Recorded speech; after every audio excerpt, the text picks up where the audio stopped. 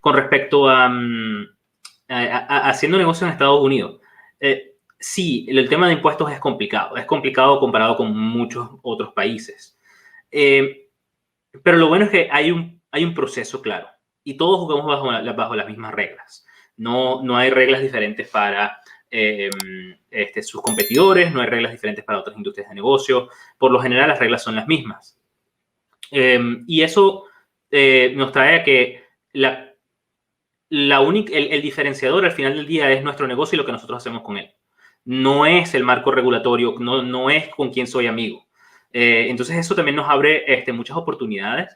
Una de las cosas que sí es muy diferente que en Latinoamérica es que los márgenes de ganancia aquí son mucho menores que en Latinoamérica.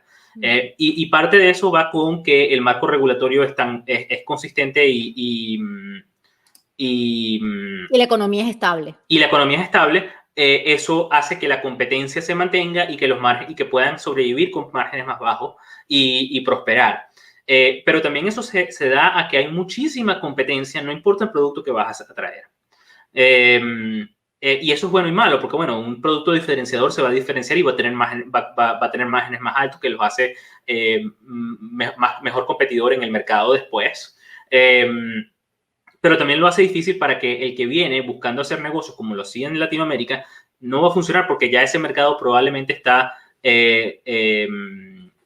tiene sus competidores o vas a estar en una guerra de precios, que nadie gana en una guerra de precios, o tienes que buscar cómo diferenciar tu producto y servicio para efectos de que tú seas el seleccionado. Líder.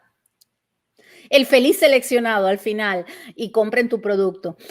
Sí, yo creo que una de las cosas importantes y que vemos con frecuencia que nos cuesta como haciendo negocios en los Estados Unidos es el tema de los márgenes. Y en Latinoamérica hay tanta variación en la economía, en las situaciones políticas, la inestabilidad, hace que los negocios tengan márgenes muy altos.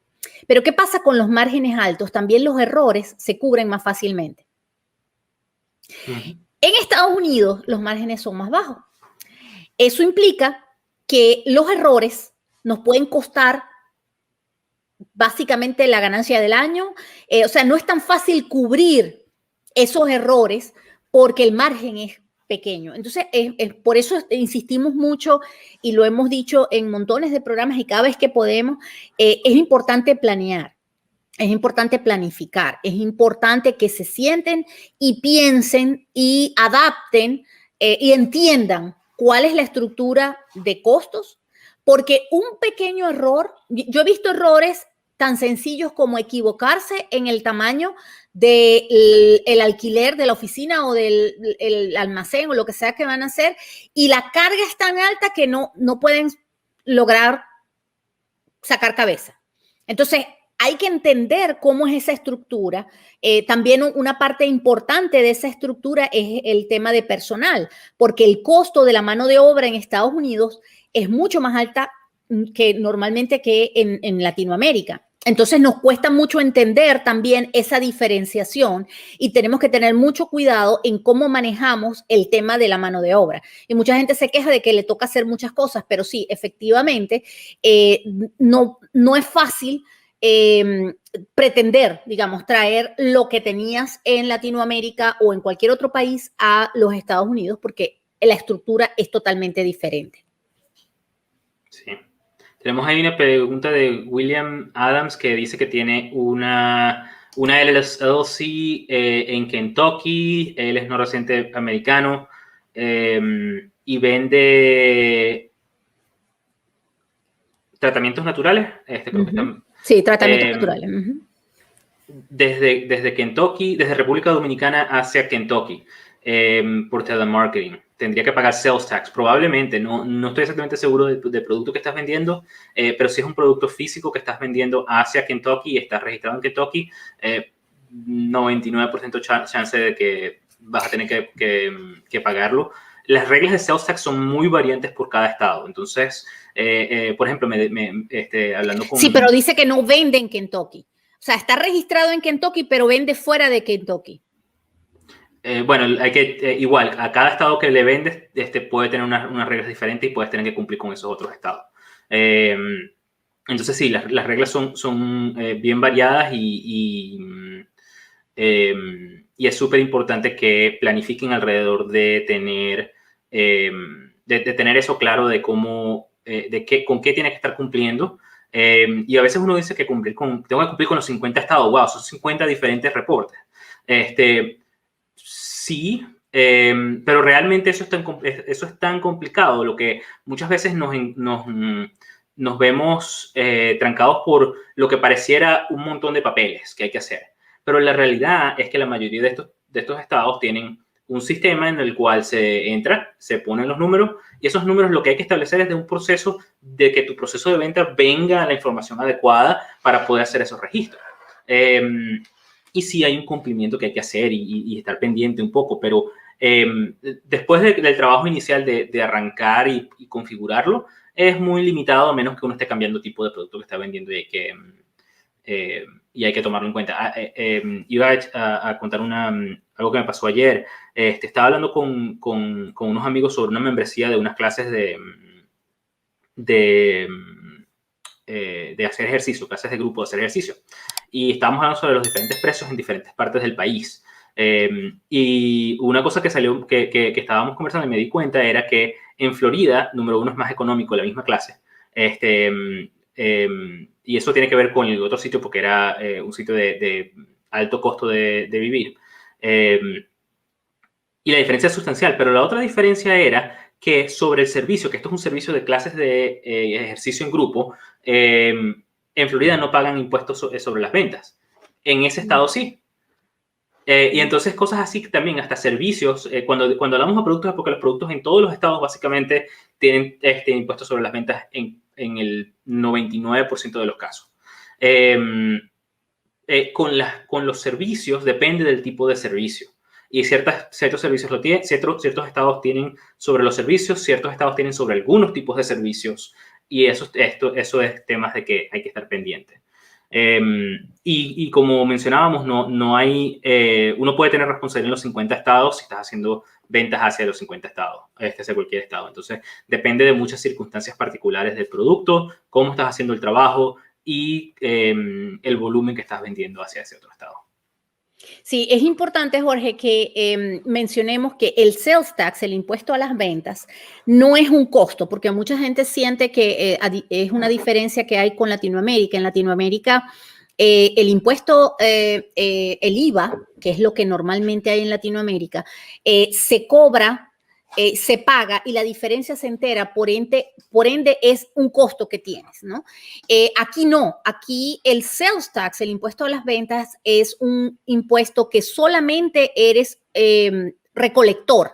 Entonces, el usuario final es el que paga ese impuesto, se le cobra adicional a tu precio y tú lo colectas y tienes la responsabilidad de colectar y de entregar al Departamento de Rentas del Estado. Entonces, tú simplemente eres un colector. O sea, tú simplemente recoges el dinero, le cobras el dinero, tienes la responsabilidad de cobrar el impuesto a las ventas al usuario final y de pagarlo al Departamento de Renta. No es parte de tu costo. Entonces, eso es importante porque hay como que un falso concepto y cuando se compara es diferente a lo que normalmente hay en Latinoamérica y hay que entenderlo.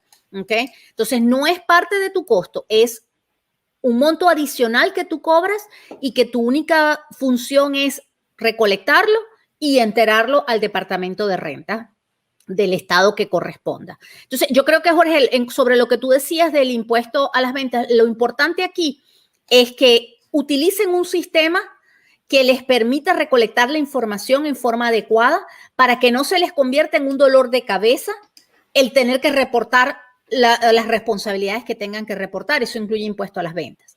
Eso, cuando están haciendo negocios en Estados Unidos, es súper importante porque muchas veces vemos que, digamos, no llevamos controles y se vuelve un dolor de cabeza tratar de conseguir la información necesaria para hacer los reportes. Entonces, lo mejor es que tengamos sistemas que se adecúen a Estados Unidos, que nos den todos los números que necesitamos, que nos hagan los cálculos que se necesitan, que tengamos la información para que sea fácil reportar.